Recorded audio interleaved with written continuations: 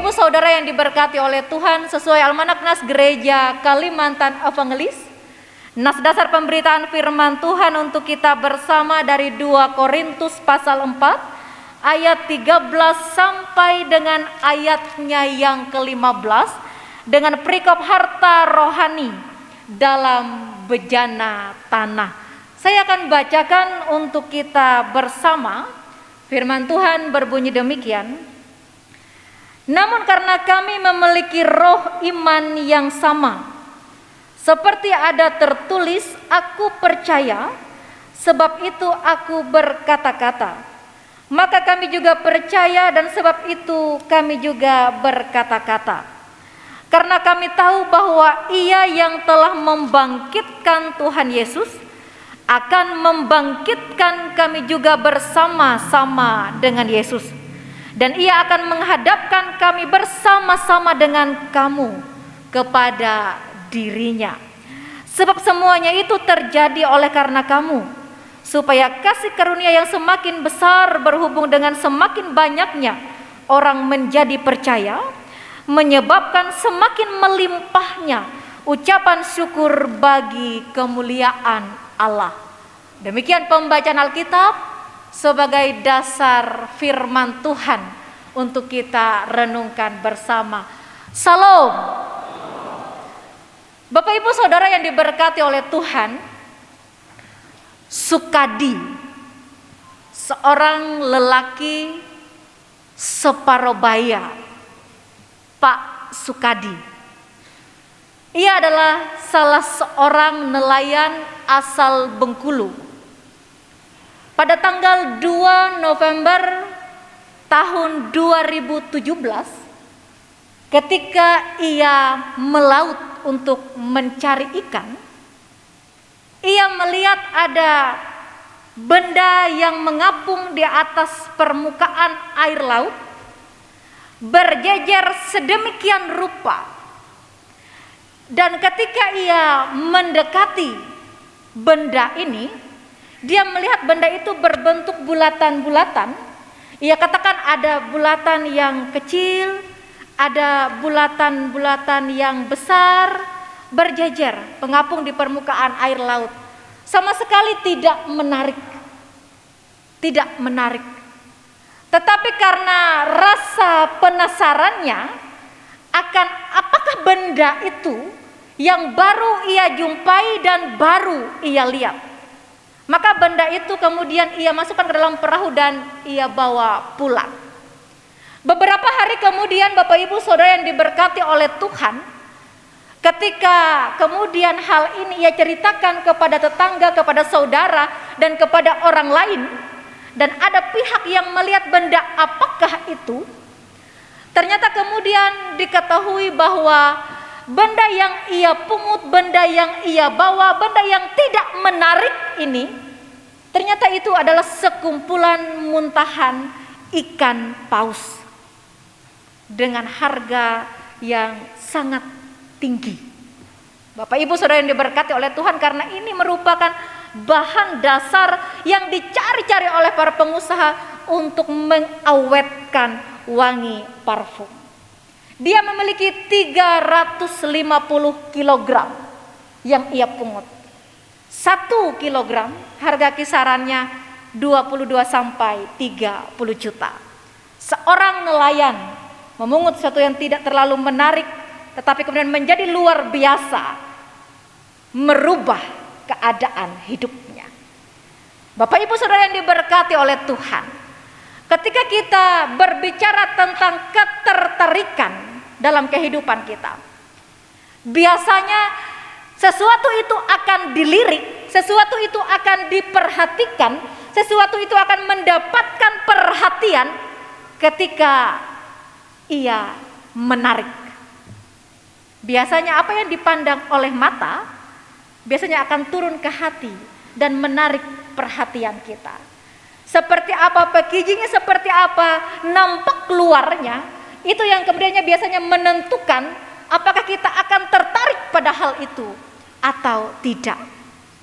Ketika kita berbicara tentang kekristenan, Bapak Ibu yang diberkati oleh Tuhan, Dalam konteks 2 Korintus pasal 4 ayat 13 sampai dengan yang ke-15, surat Rasul Paulus yang kedua bagi jemaat di Korintus. Kala itu kekristenan bukanlah satu hal yang menarik untuk diperhatikan. Tidak ada gergat yang kemudian membuat orang tertarik. Gerakan-gerakan sepertinya monoton, stagnan seperti itu. Bahkan ada kecurigaan bahwa kekristenan pada waktu itu hanyalah pecahan dari Yudaisme. Tidak ada hal yang menarik. Kelompok atau komunitas kecil itu yang disebut Kristen. Dan Rasul Paulus yang membangun jemaatnya, bahkan yang membangun tempat persekutuannya, ia pun merasa bahwa tidak ada hal yang menarik di dalam dirinya. Ia mengandaikan, dia katakan di ayat yang ke-7, ia katakan bahwa seperti bejana tanah liat. Bapak Ibu Saudara yang diberkati oleh Tuhan, kita tahu bahwa bejana tanah liat itu bukan sesuatu yang berharga sekali dibandingkan bejana dari keramik. Bejana tanah liat itu sesuatu yang dipakai untuk menempatkan barang, bahkan ditempatkan di paling bagian belakang rumah. Harga yang murah, tidak terlalu menarik bagi orang lain, rapuh. Bejana tanah liat itu kalau kena hujan terlalu sering akan membuatnya semakin rapuh. Kena panas terlalu sering pun akan membuatnya semakin rapuh. Tanah liat tidak begitu berharga, tidak begitu menarik, tidak istimewa, bahkan lemah dan rapuh. Bapak Ibu Saudara yang diberkati oleh Tuhan Yesus Kristus. Tetapi kemudian yang membuatnya menjadi istimewa, yang membuatnya menjadi menarik, itu karena ada Tuhan yang menempatkan anugerah dan kasih karunia bagi tanah liat tersebut, bagi pribadi yang mau terus giat di dalam pelayanannya, bagi Rasul Paulus dan rekan-rekannya. Ia mengatakan, Bapak Ibu Saudara yang diberkati oleh Tuhan, mereka mengatakan bahwa kami ditindas tetapi tidak terjepit, kami habis akal tetapi tidak putus asa, kami tidak sendirian dan kami tidak binasa. Ketika kita kembali menarik hal ini ke dalam kehidupan kita secara pribadi, Bapak Ibu Saudara yang diberkati oleh Tuhan, ada saatnya, ada kalanya kita merasa bahwa diri kita atau bahkan paket lengkap keluarga kita, ada titik di mana kita merasa bahwa tidak ada yang menarik dari diri kita. Tidak ada hal yang menarik yang bisa dibanggakan dari keluarga kita selain kesakitan dan kekecewaan. Tidak ada prestasi yang membanggakan di dalam diri kita, di dalam keluarga kita, yang bisa kita banggakan dan kita ceritakan bagi banyak orang. Ada titik di mana kita merasa bahwa diri kita bukanlah orang yang kuat dalam berhadapan dengan situasi-situasi tertentu di dalam kehidupan kita. Ada saat di mana kita merasa bahwa kita adalah pribadi yang sangat rapuh, mudah tergoda, bahkan kecenderungan terjatuh dalam menjalani kehidupan ini. Ada saatnya kita merasa demikian, merasa menjadi bukan apa-apa dan bukan siapa-siapa. Entah itu karena pengalaman hidup, entah itu karena beratnya persoalan secara pribadi atau bahkan keluarga yang terjadi di dalam kehidupan kita.